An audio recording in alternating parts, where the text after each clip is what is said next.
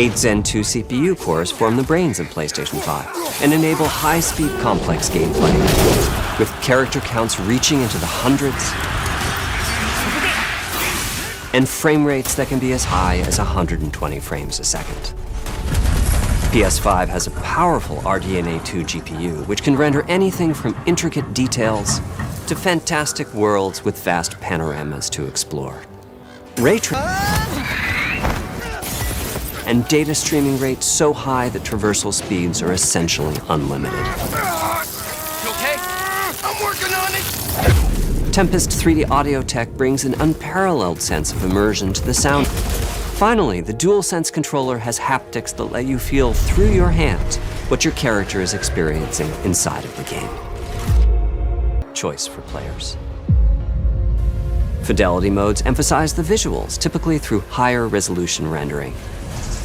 These modes might also have enhanced detail or use more ray tracing. But the games only run at 30 frames per second. The visuals can be choppier and the controls less responsive. Performance modes emphasize frame rate and interactivity, typically choosing to run at 60 frames per second, mainly by reducing the graphical detail until those frame rates can be achieved. When asked to decide on a mode, players are choosing performance about 3/4 of this. We made the GPU much larger and increased the speed of the memory it uses. The result is rendering that's up to 45% faster. Second, we made major upgrades to the ray tracing, taking a streamlined and accelerated approach that allows calculation of the rays at double or even triple the speeds of PlayStation 5. Has been achieved for a broad set of titles, including Marvel's Spider-Man 2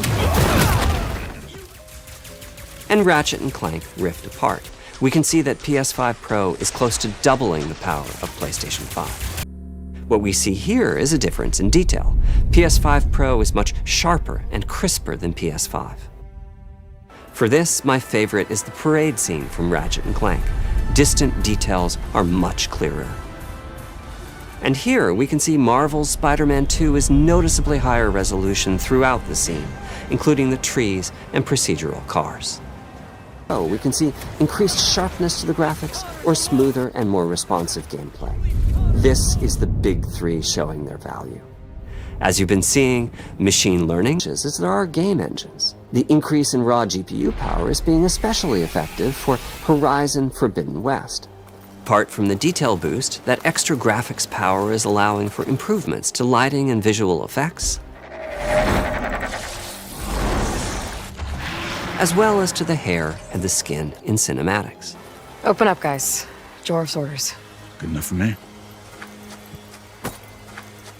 Ray tracing is finding broad usage as well, particularly when the games are allowing Gran Turismo 7 to add ray-traced reflections between the cars in gameplay, while continuing to support their targeted 60 frames per second.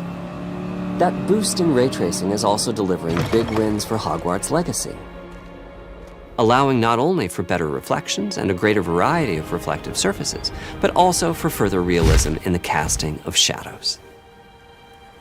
I hope you've enjoyed this run-through of the technology behind PlayStation.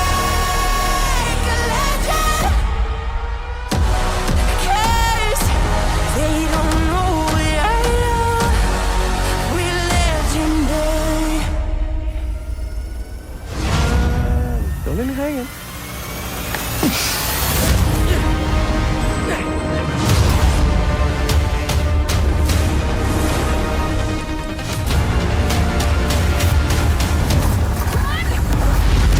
Close your eyes.